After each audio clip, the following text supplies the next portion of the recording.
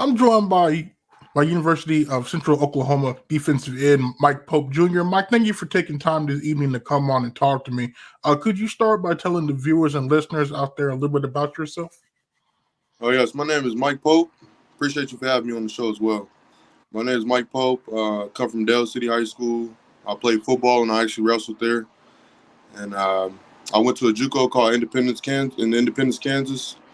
And now I'm here at UCO. Now I have to ask because obviously there's some Midwest City kids on your team. There's Johnny, there's Diego, there's Jonathan Mosley. For those of us who might not know, like, what is that Dell City, Midwest City, Carl Albert rivalry like? Oh, man, it's kind of tough because, Dell City, we always used to lose to Midwest City. So, I ain't really got much to say, But, hey, we had heart, though, and they knew. But, and, of course, Carl Albert, man, they got so many rings. So, how it's one of those things. It's not really much of an argument. It's like, oh man, that's in high school. We talking about high school. Wait a minute. Now you trying to slow down. You trying to tell me now that when those games come up during the season, now that there's just no trash talk at all between you and the Carl Albert guys. Oh yeah, of course it's always that that little man, you from Carl Albert, man, But yeah. But I don't know, man, really, I really don't get too much into that. I mean, I'm old now. I feel like I'm old now. That was years ago. But it's, it's always fun to kind of, have the high school, reminisce. Yeah. Now, when I was watching your high school film out of Dell City, I thought I was watching a guy that was 300 pounds. Like, you played bigger than what you are. So kind of how are you able to do that? Well, so coming into high school, I was a little bit chubbier back then, but I always wrestled on and off, but I really didn't start taking it serious until probably the end of my sophomore career with wrestling season. And so I really say coming in my senior year, I really locked in with wrestling.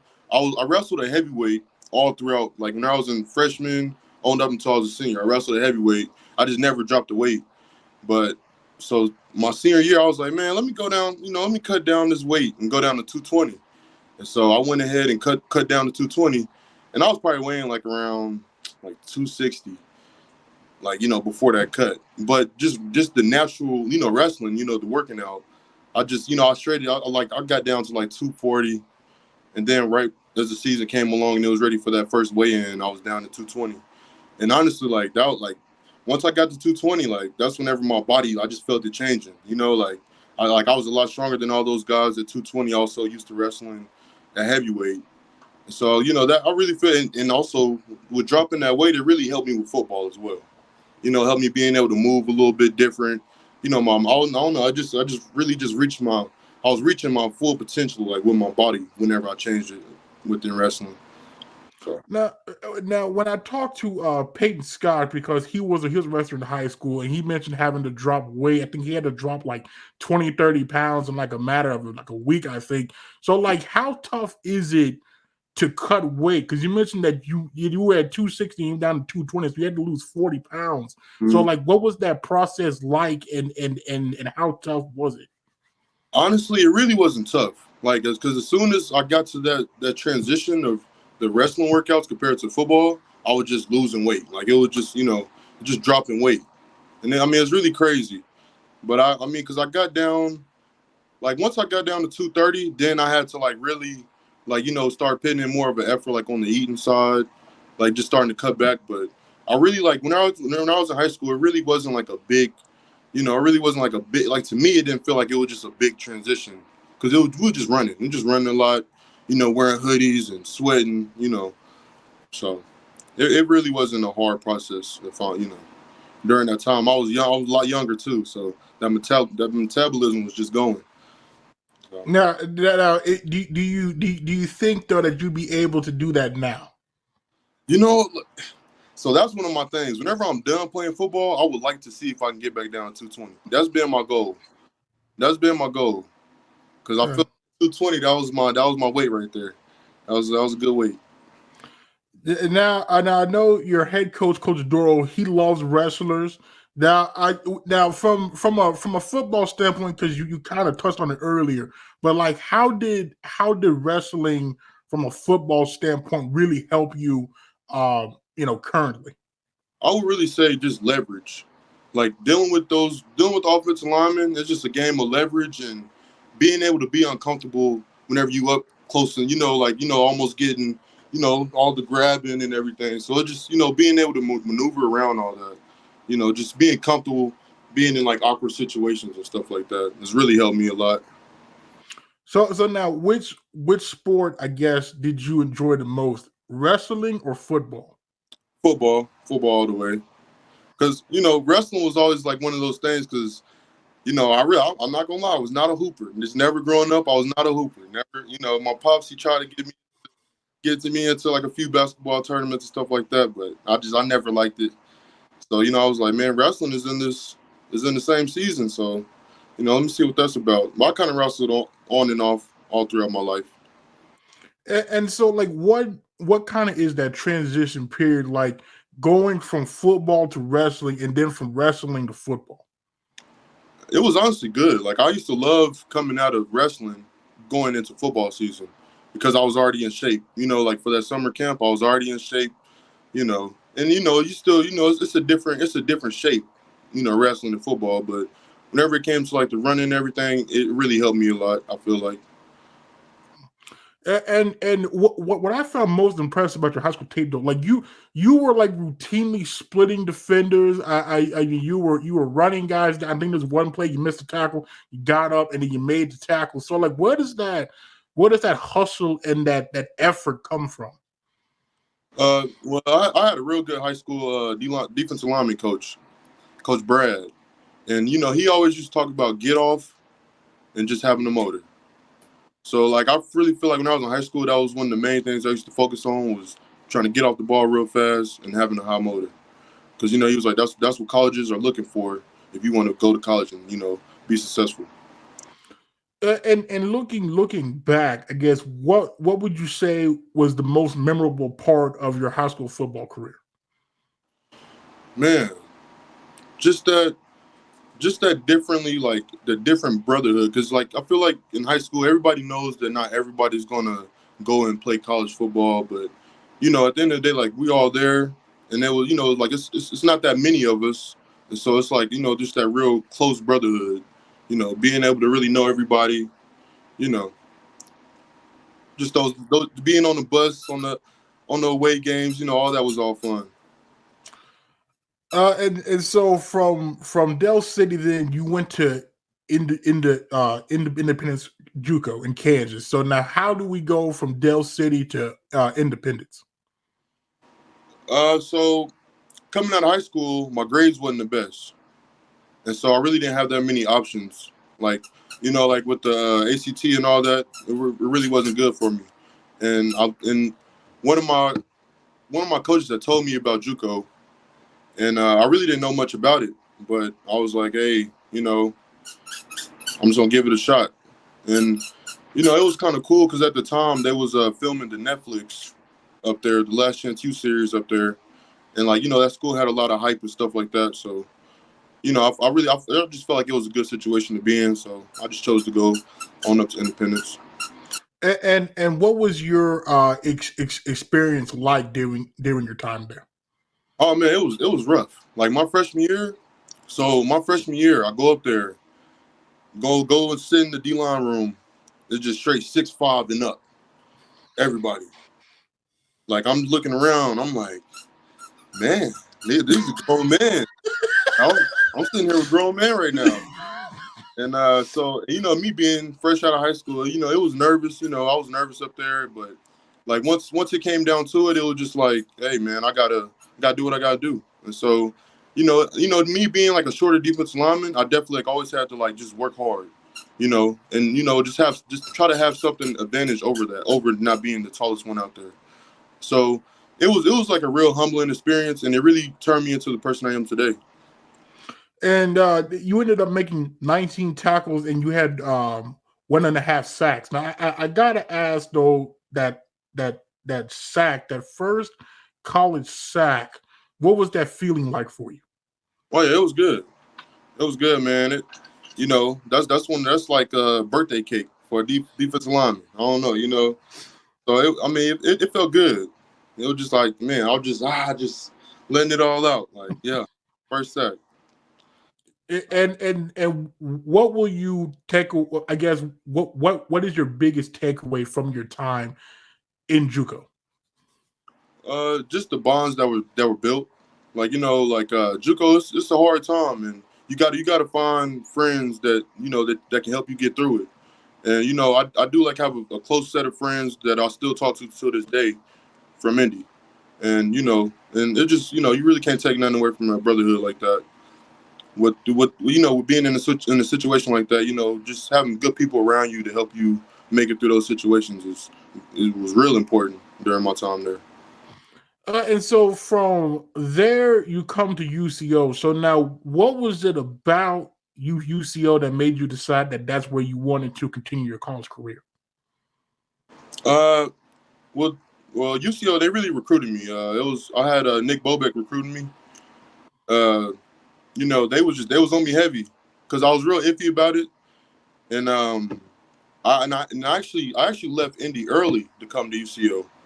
I was supposed to stay for an extra semester, but I would have had to take out some more loans and stuff like that to stay at Indy. And like UCO just kind of came along and was like, "Hey, we could do this for you, and you have all your credits, so you can leave right now." So, and I'm from Oklahoma, so it was just like, I think it's time to come back home. And UCO, it's a real nice program over here, and yeah, and I don't regret it. So you get here, and then COVID happens. So and now, so now what was that experience like? Because here you are, you went to JUCO, you got things situated, you come back home now.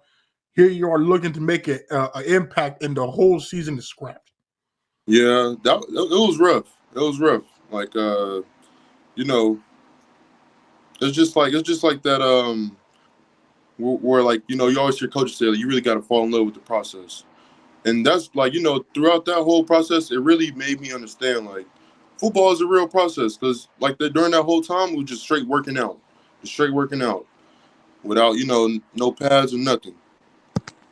So you know it was just eye opening. It was like, okay, like dang, like football got taken away from us. So now it's just time to just work on ourselves, work on just time to work on your body, your mind. So, I mean, it was good and bad taken out of that situation, but we're here now, so you know, made it through. And what was probably the biggest lesson that you learned during that experience?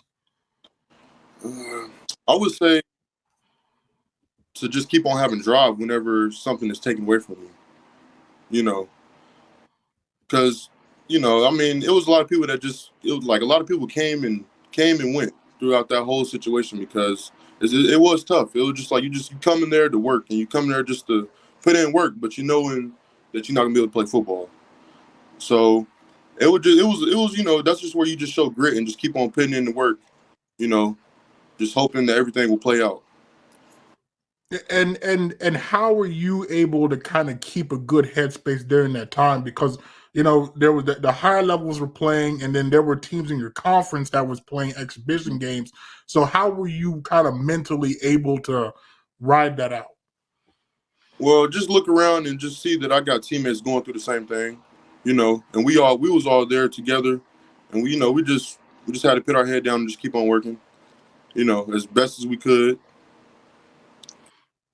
So we get to the Southern Nazarene scrimmage. Now, I have to say, that's a heck of a debut you had. You had two tackles, both were for loss, and you had a sack. So what was working for you in that Southern Nazarene scrimmage? Man, I was ready to play, and there it was a different time. I was playing a different position, and you know, it was fun. I was really just out there having fun. It was the first time since we can get the butterflies out, and and at that time it was at a time like everybody like needs to show what they can do, So it was just one of those things. Like, it's been a while since we didn't got out there to compete against somebody else besides our team. So it was a real fun experience. And then you kind of used that as a springboard this past season. You had 3 games that stuck out to me. The first game, Northwest Missouri, you had 3 tackles, 1 TFL. Now that was for one, it was a hostile environment, and two, that's a big physical football team there. So how were you able to have the success that you did against those guys?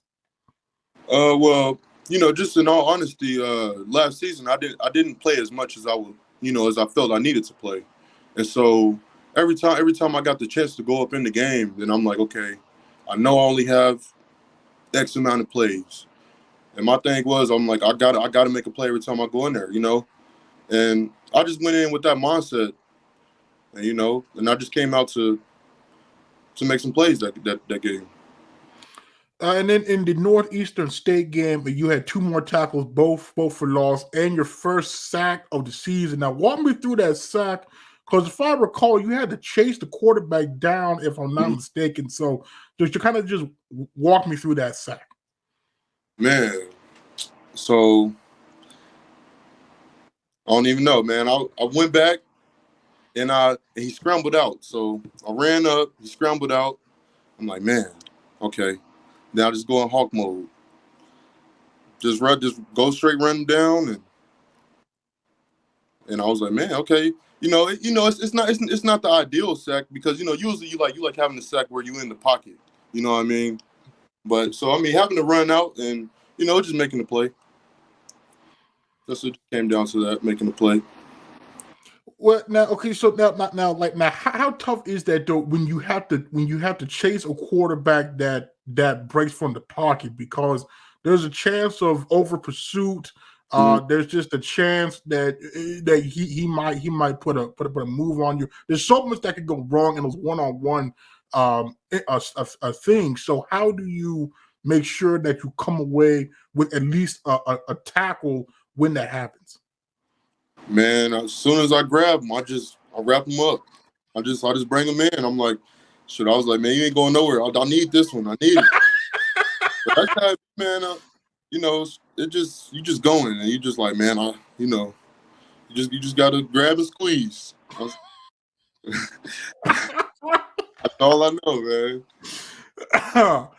Yeah, and then you ended the season, Central Missouri. You had 2 more tackles, another one for loss. Now, I know that you mentioned that you didn't get to play as much as you wanted to, but looking back on the season with the opportunities that you were given, how do you feel like you did?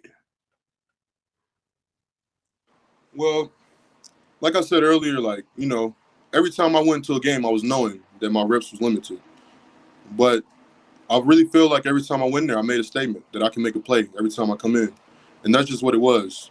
And that throughout that whole season, I just kept my head down and was just like, every opportunity I get, I just got to go in there and make a play, and that's all I could do. And I just left it at that whole season. Like I'm coming in every game ready to play. Once my name get called, I'm ready. And so at some point, Coach Bobek, he steps down. Coach Doral then comes in. Now, when Coach first talked to you all, what were your first thoughts about him?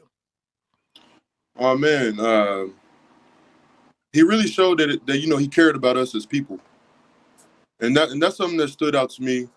You know, just being like real concerned about our mental. Because whenever he came, like our team really opened up a lot. Like we really learned a lot of stuff about each other that we just wouldn't have learned if it wasn't for Coach Doral.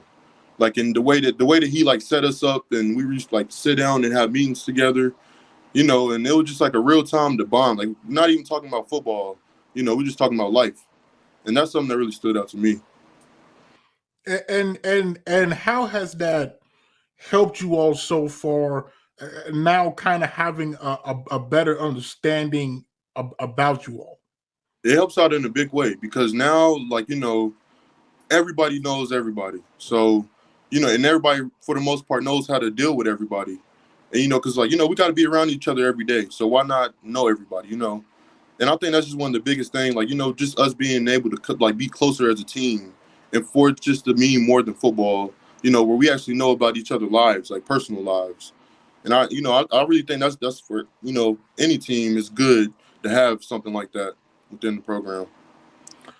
Now, I think about a month before spring, I talked to your position coach, Coach Sanders. Now, he mentioned that as good as you all were as a unit last year, and you all were extremely good, probably the best defensive line I've seen in my time covering, that he expected you all to be better this coming season. So, looking, because entering spring, you all were losing some guys. You were losing Cesar, you were losing Derek, you were losing Joseph. So you were losing some guys among that rotation there.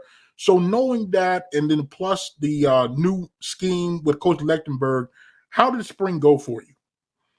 It was a good spring. It was a time for us to really learn how the new coaches want everything to be ran.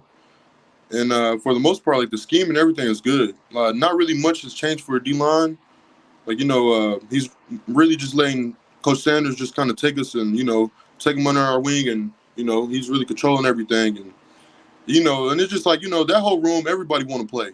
And, but we all brothers at the end of the day. But, that, like, just the energy in the room, like knowing that everybody in the room can play is just making everybody better, in my opinion. And what is it like to play under Coach Sanders? It's good, man. It's a lot. It's a lot of knowledge that he has for us. He's been showing us more videos that he's been watching and stuff like that. You know, it's just a good experience with him. Now, when you got to campus in 2020, that was coming off a season where the defensive line, it was not good. It was not good. They didn't only have like 11 sacks, and half of that came from a guy that had graduated. So now, did you all enter last season with something to prove as a unit, knowing what was seen in 2019, but also like most of that defensive line was new. Like, there wasn't many holdovers. I think it might have been Derek and Joseph from that 2019 unit. So what was you all's mindset entering last season? To just change the culture of the D line. That was the main thing. Like, it was changing. It was just changing everything. Like, the whole D line is totally different now. We all came in ready to work and just change. And change the mindset of UCOs or D line hasn't been that good the past few years. Just change the narrative. And so now that the narrative have been changed, where it has been considered not only the strong point of the defense, but of the whole team. Now, so how do you all this year go about not only making sure that the standard doesn't slip, but continuing to build upon that? Or like Coach Sanders always say, like, what you did yesterday don't matter. So, it's still that thing, like, where we still coming to work, like it's like nothing, clean slate. Now we got to start new history now. So, And what do you feel like that you need to improve on the most from now through fall camp? What I would most want to improve on is my motor. Having my motor, just being able to go. Because being in long drives, like, not everybody can do that. And like play with the same intensity that they play with on the first play. And so that's something that I'm really trying to focus on throughout, this whole summer workouts and everything. And how do you go about doing that? Just whenever, like, working out and making sure my body is where it needs to be whenever the time comes, and just really focusing on my body, make sure I'm taking care of it, doing what I need to do. And what would you say are your goals for this upcoming season? For this upcoming season, man, I really just want, I want to make a bigger name for myself and just go in here, have a great season, get thrown in the rotation more than last year. That's one of the main goals, and just prove everybody that I can play. Now, last year, if I'm not mistaken, you wore number 9. Now, I think you were the only defensive lineman to have a single-digit number. So now, is that a number that you chose, or did they just like hand you number 9? Like what? Because you don't see that a lot on the defensive line, Yeah. the single digit. So, what was it about number 9 to you that made you decide that that's the number that you wanted to wear? Well, throughout high school, like I always like was in the 90s. Like I wore 95 in high school, and then I wore 19 at Indy, and so I was just like I like the number 9, so I just went ahead and I was like I think I'm gonna go with the number 9, and the coaches that let me get the number, and that's how that started. Okay. But before I get you out of here, we do this with all the new guests, kind of get to know you type questions. So, your favorite sports team? Favorite sports team? We talking football? It could be any sport. I'm gonna go ahead and go with football. The Ravens. Oh, okay. Yeah, now, are they going to get a contract done with Lamar before the season starts? And that's my thing. I'm a Lamar fan, so I don't know. I mean, I don't know. It's tough right now. It's tough. And now, do you think though he can lead you all to postseason success? Because I've heard that's been a criticism from some of the fan base. He's good in the regular season, but like in the playoffs, is not the same. Now, do you have faith in him to be able to go on a deep postseason run? Hey man, I'm here for the ride, man. I'm here for the ride. We're gonna see what happens. We're gonna see. Now, I know you're aware. Now, your teammates Johnny Manziel IV and Peyton Scott, along myself, are Pittsburgh Steelers fans.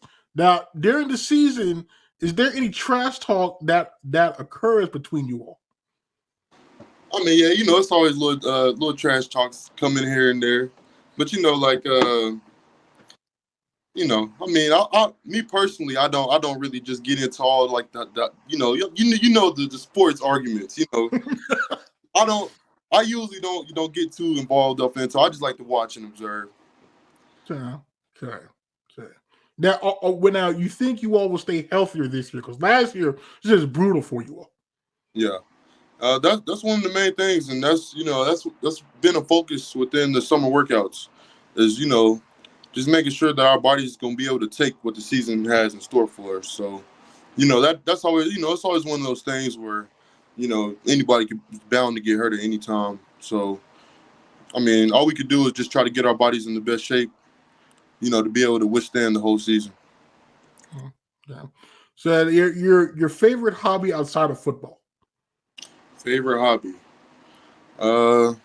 Man, honestly, I like chilling. I just like chilling, playing video games, just chilling in the crib. I'm a homebody. Now, are we Xbox or PlayStation? Oh man, PlayStation, man. Come on. Dang. What's it? The only 3 Xbox guys that I am aware of is your head coach, Coach Doral, Coach Curley. There's Coach Curley, and there's your punter, Bo Phelps. So now, now, in your opinion, why is PlayStation better than Xbox? Man, I always played PlayStation growing up. I was just always PlayStation. I don't really know too much about an Xbox. I don't know. It's just PlayStation all day. Okay. Now, are you a Madden player? I'm a 2K player. 2K. Okay. Yeah. So now, who would be the best 2K player on the team? Man, I'm just going to say myself. I'm going to say myself now. Yeah, no, we do. Now it does get like a little heated with the little game arguments. We all have like little tournaments and stuff like that. I mean, I'm willing to back that one up. Now, okay. Now I will say, because you want to know. Now I have to say, when Peyton Scott came on, now he mentioned how the day before that interview, you two got cooked by a 7-year-old. I think he said that. Oh, Bro, we man. let 7-year-old. Got all about that one. Yeah, it was bad. It was bad. Me, y'all forgot all about that. Me and P. Scott was playing, and like we just kept on spinning the block on these two little boys. Man, they was about 7 years old, and we couldn't beat them. We just couldn't beat them. I mean, but hey, they had some OP bills, so you couldn't guard it. Damn, I forgot all about that one. I forgot. I had to ask about that now. I know. Okay. So when you do play now, so who is your team of choice? The Lakers. The Lakers. Okay. Now, do you follow them in real life as well? Not as much. Okay. Like I'm a Russell Westbrook fan, so I'm just always trying to go where he goes. So I haven't really been keeping up on where they stand at today. Okay. Now, from that perspective, as a Westbrook fan, do you feel like he got an unfairly amount of the criticism last season for their struggles, or do you feel like it was warranted? I kind of feel like it was just a little bit too much. I mean, man, I'm like, yeah, he was struggling. He was. But at the end of the day, man, Russ, he is a beast. And that, he always gonna be a beast. That's my opinion on it. Die hard fan right here. Now, would you like to see him on a different team, or do you feel like that group in LA with Darvin Ham now can make that work? I would like to see it again. I would like to see Russ stay where he at, and just see how it all play out. Give him another chance, and give him another season. See how it go. Okay. Let's see your favorite musical artist. Favorite? I'll say Kodak. Kodak. Okay. Now you have a favorite Kodak song? Senseless. Okay. Now I have been told numerous times the auxiliary cord in the locker room is not for the weak. Now I have to. Now I have to ask now. Have you ever been on the aux and they have pulled the cord from your phone? No. Okay. Now, but yeah, depending on get serious over the aux cord at times. Now, I've been told that your teammate Robert Fuentes and Steph are the two best on the aux. Would that be an accurate statement? Yeah, okay. Those are the main two on the aux right there. Yep. Okay. Now, I've also been told that the worst is Jace Gardner. Would that also be an accurate statement? Hey, that's the favorite, I guess. But I don't know.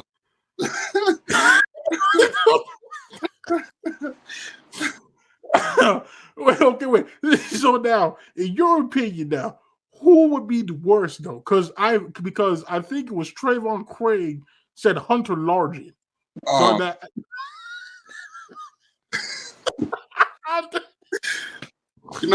we can go with Hunter Largen. I'll go with Hunter Largen on that one.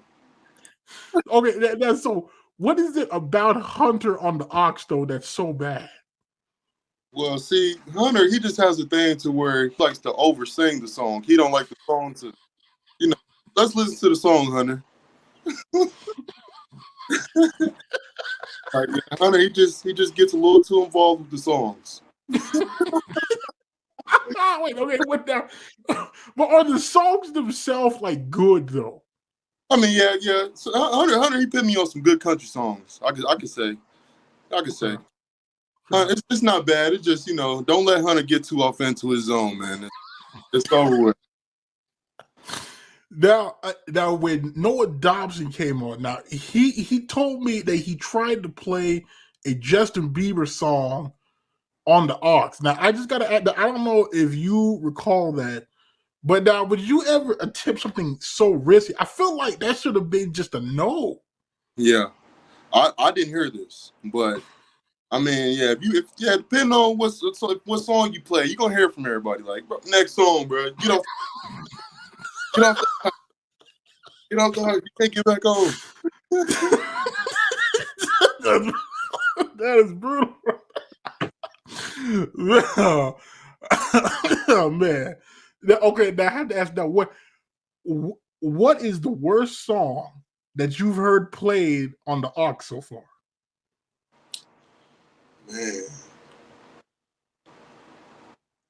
Man, I can't think of the song right now, but it was a joke, and Michael Slate used to play this song. It was a funny song. Everybody be in there laughing. I can't think of the name of it right now, but it really wasn't a song, but it was like somebody singing, and he just used to always play that. That was something funny. He used to go in the locker room. Okay. Now I had to ask now, do people attempt to sing in the locker room? And if they do, is that something that also gets judged harshly? Like, hey man, you kind of bad at this, or do you kind of just let guys?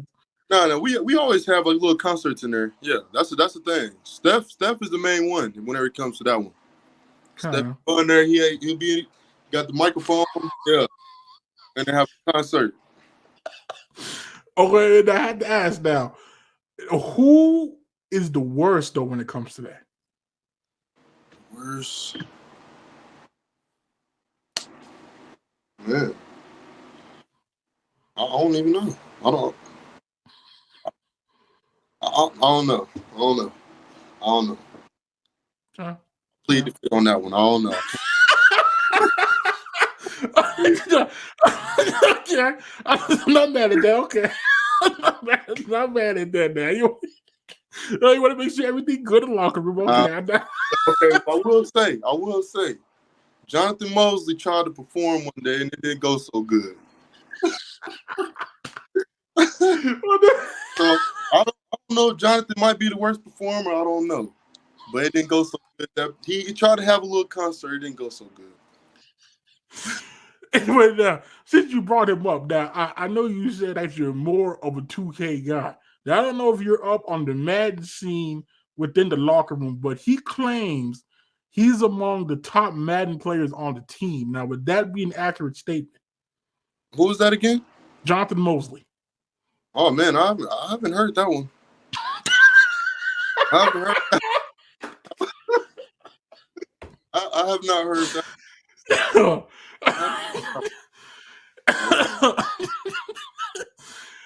Oh well, I know Montreal claims he's the best one, so I don't know. Yeah. Okay. See. Okay. Okay. Your favorite food. Favorite food had to be steak. Okay. Now, how we eating the steak? Is it rare, medium rare, or medium rare? Well. Okay. Let's see. Okay. Now, in terms of gear, now are you one of these like just give me the helmet and the shoulder pads and some gloves, or are you like your defensive backs, Trayvon Craig and the aforementioned Jonathan Mosley, where you have to have the calf band and the bands galore? No, I like to wear tights. I wear tights and a clear visor, and I kind of just let the guns hang. That's kind of just how I like to roll. Wear some gloves. Okay. I keep it pretty simple. Okay. So now out of your D line unit, which one do you believe, or who do you believe wears the most gear? So sometimes they say I do, but I don't know. I kind of feel like it's all about the same. It's about the same. It's all about the D line. It's not too flashy. Okay.